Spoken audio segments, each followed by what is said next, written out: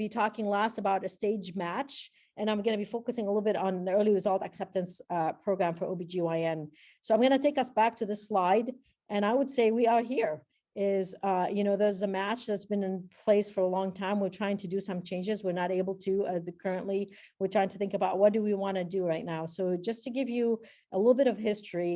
So there was an article that was published in 2018, which I loved. And it hasn't, I don't think it's gotten the press that it should, about proposal for modern matchmaking. It basically proposes a free market approach to support competency-based education and staggered start times. I think when people think there's no match, oh my God, what do I do with this? But the truth is, if we want to go to CBME, that's what we need to go towards. And then we published in 2020 a proposal for the early result acceptance program, where it's a binding early decision process. Students apply to limited number of programs, and there's only a portion of PGY1 positions available, and the results happen before the regular cycle. So those who did not match go in the next cycle. Then there was, from emergency medicine, there was a qualitative study exploring this. And actually, I thought they did a really nice job of looking at unintended consequences and how do we address some of those. Then the Coalition for Physician Accountability came up with a recommendation saying that we really should be piloting innovations in that process. And let it be noted that the first draft recommendation specifically called out ERAP, but I think there was some pushback from certain organizations that they actually removed the word ERAP, and they just, the early result acceptance, and just said, well, we want to innovate, and please start innovation as soon as possible. So in 2021, Abby Winkle from our group was the lead author on this paper, looking at the stakeholders about early result acceptance program. And you can see here that what is the likelihood of applicants. So you can see when you look at applicants, 39% said they'll likely participate, 30% said they will somewhat likely to participate. So it's pretty high.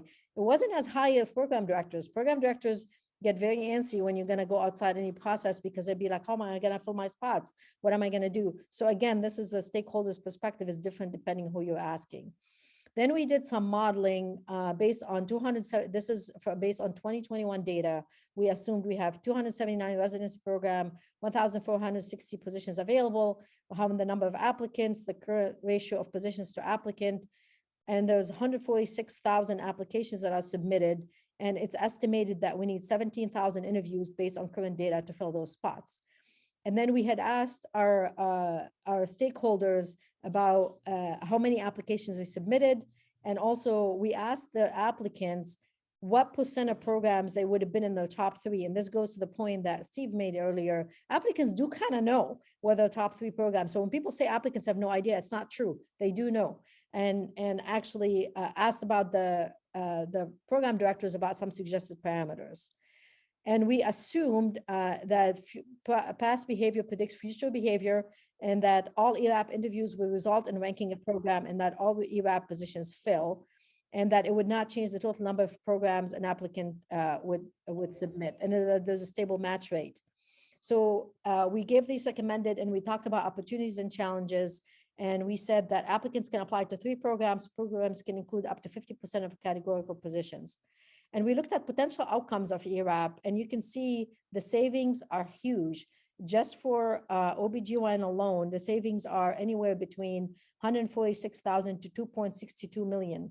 So it's a lot just in one specialty.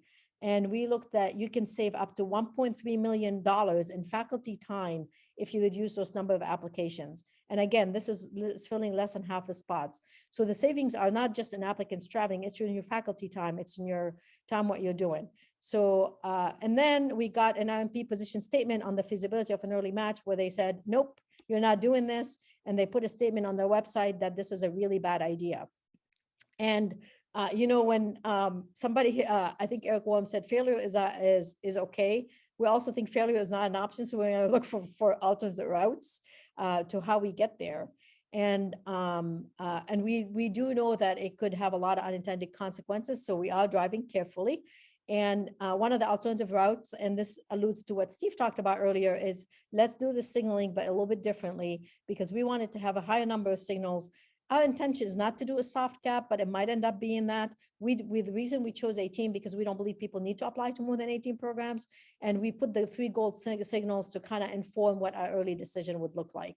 Obviously, we are trading carefully. This is a 6-year project. We're not going to overnight decide what to do, but we're also keeping all our options open. And I'm happy to answer any questions about this.